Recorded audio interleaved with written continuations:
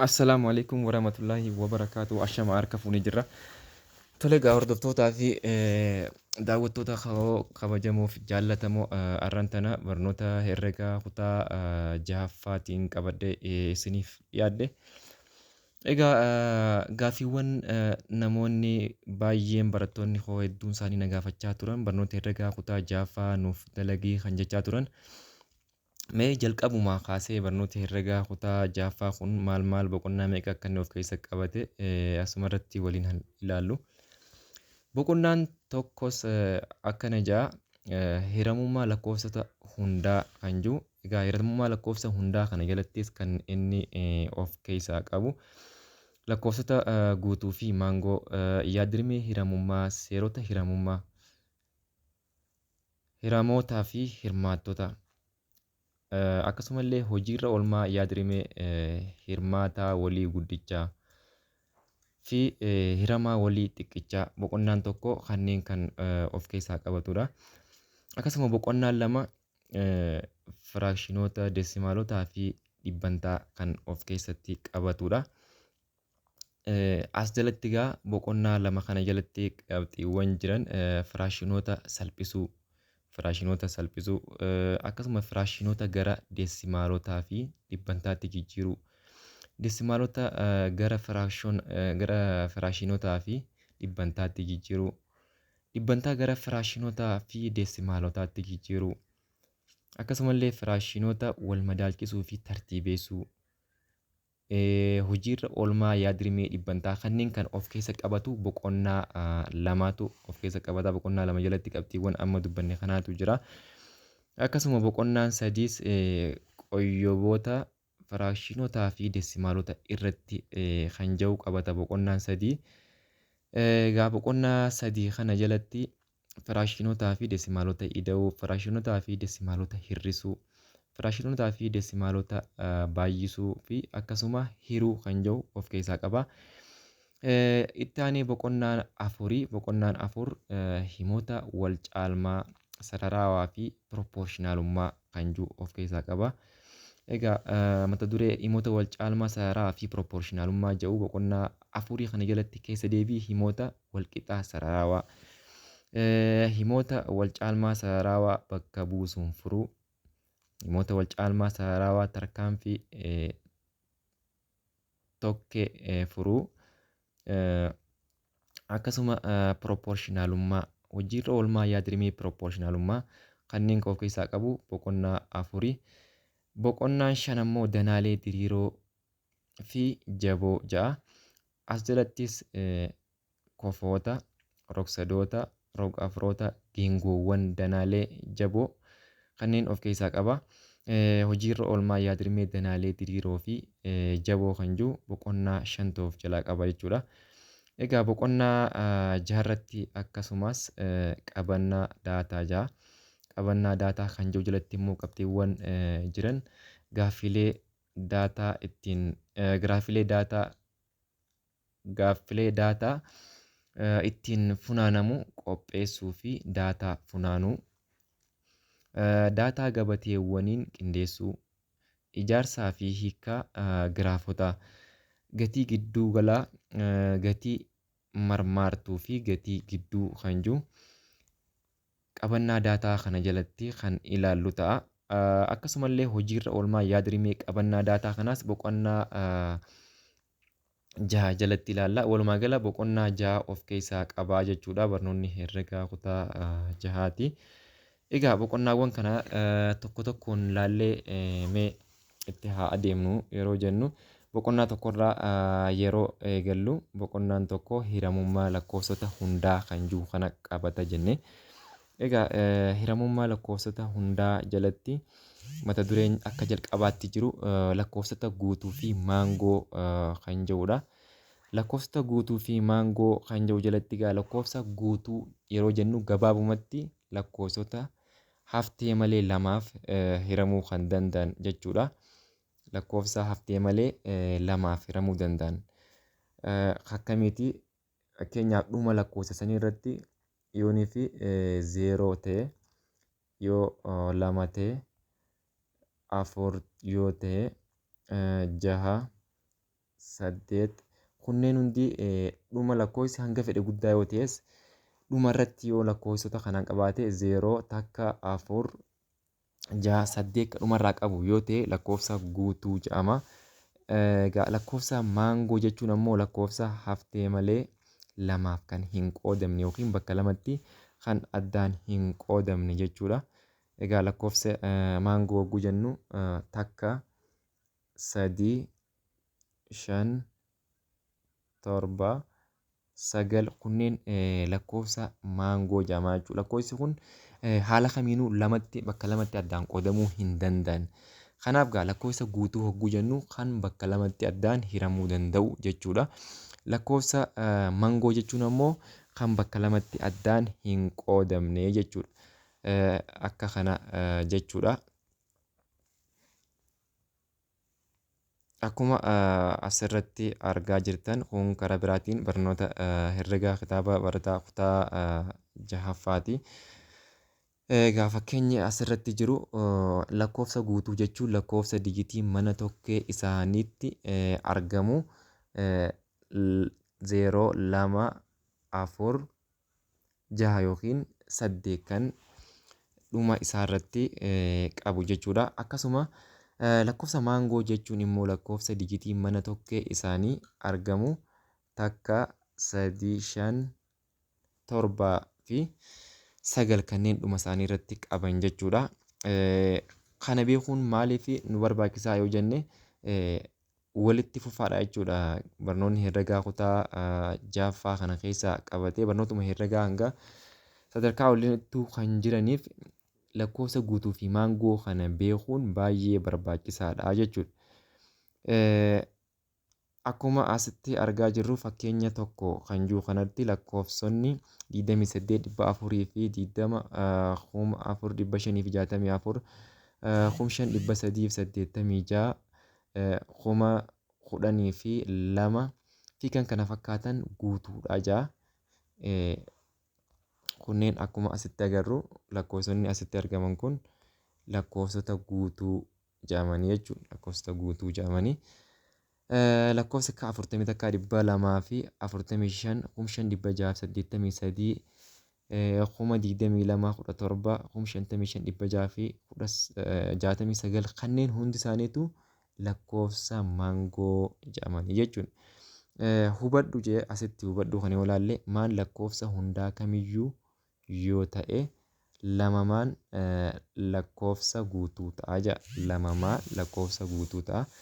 Lakkoofsuma kamiyyuu yoo ta'e lakkoofsa fedhisan yoo lamaan baay'ifne fakkeenyaaf 7 yoo lamaan baay'ate jechuudha. 7 yoo lamaan baay'ate maal nuu kenna? 14 nuu kenna. 14 kun guutuu jechuudha. Lakkoofsuma feene fuunee yoo lamaan baay'ifne lakkoofsa guutuu argannaa jechuudha. Akkasuma fakkeenyaaf 2 baay'isuu 5 yoo jenne 10 argannaa. 10 jechuun lakkoofsa guutuudha. As keessatti 5 ammoo lakkoofsa maangoodha. Lakkoofsa maangoos ta'ee maangoos hin ta'in lakkoofsa guutuus ta'ee lakkoofsa maangoos yoo lamaan baay'ifne wanti nuti argannu lakkoofsa guutuu argannaa jechuudha. Isa biraa karaa biraatiin ammoo lakkoofsa maangoos ta'ee lakkoofsa guutuu lamaan baay'ifne takka yoo irratti addaane maangoo argannaa jechuudha. Kana jechuun 2 baay'isuu 3 ida'uu takka yoo irratti idaanii lakkoofsi nuti argannu lakkoofsa maangoo arganna. 2 baay'isuu 3 jechuun 6 6 ida'uu takka jechuun 7 7 nuti argannu kun maali? Lakkoofsa maangooti jechuudha. Kun kan nuti hubannu foormulaa asitti lakkoofsa roomaanii 1ffaa fi 2ffaa irratti kenname kana kan nuuf mirkaneessu jechuudha. Egaa itti aanee mata duree takka tuqaa 2 jalatti yaadrimee hiramummaa jee seerota hiramummaa ja'a. Mee seerota hiramummaa kun maal of keessaa qaba haa ilaallu. Seerota hiramummaa yeroo jedhutti lakkoofsa kenname tokko lakkoofsa biraaf hirree hafteen 0 yoo ta'e lakkoofsi kenname hiramaa yoo ta'u kan hirameef immoo hirmaataa jedhama. Kana jechuun fakkeenyaaf lakkoofsi tokko kenname 16 kenname haa jennu 16 afuriif yoo hirre 16 hiramaadha. 4 hirmaataa jedhama. Akkasuma 16 afuriif gaafa hirree 4 gahee hafteen 0tu hafaa jechuudha. Kanaaf asirratti hafteen 0n yeroo hafutti lakkoofsi san haftee malee hirmaataa saniif haftee malee ga'uu isaati nu agarsiisa. 16 afuriin ni hirama yookiin 4 hirmaataa yookiin qoodaa 16ti jedhama. Karaa biraatiin hiikoo takka tuqaa takka yoo ilaallu hiikoo takka tuqaa takka yoo a fi baan lakkoofsa hundaa fi baan 0 irraa adda yoo ta'e aan hiramaa baa yoo ta'e aan hiramaa baa yoo ta'e baan immoo hirmaataa aati yookiin baan qoodaa aati. Kana jechuun aadhaa fi baan lakkoofsa hundaa yoo ta'e aa fi baan miseensa lakkoofsa hundaa yoo ta'e miseensa lakkoofsa hundaati yoo ta'e as keessatti aan hiramaa baa yoo ta'e aan hiramaa baa yoo ta'e jechuun a yoo fuunee baadhaaf yoo hirree aan hiramaa baati baan ammoo hirmaataa yookiin qoodaa aati jenna. Kana jechuun isuma amma dubbanne 16 hiruu 4 yoo jennu 16 maali hiramaadha. 4 ammoo hirmaataa yookiin qoodaa 16ti jechuudha. Mee fakkeenya lammaffaa kanarratti yoo ilaallu 3 baay'isuu 4 jechuun 12 waan ta'eef 12 hiruu 3 yookiin ammoo 12 hiruu 4 jennaa jechuudha.